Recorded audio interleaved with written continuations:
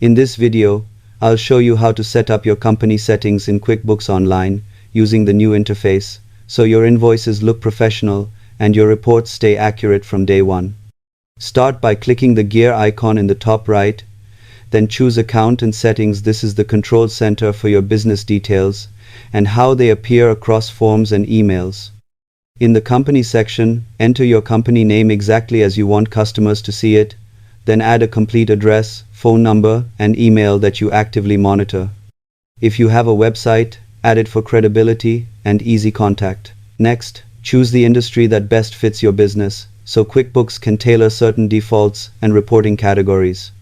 Review any legal or tax-related business info fields and make sure they match your official records, since this data can show up on documents. Then upload your logo for sales forms. Use a clear, high-resolution image so it looks sharp on PDFs. Click Done to save, and revisit anytime your details change.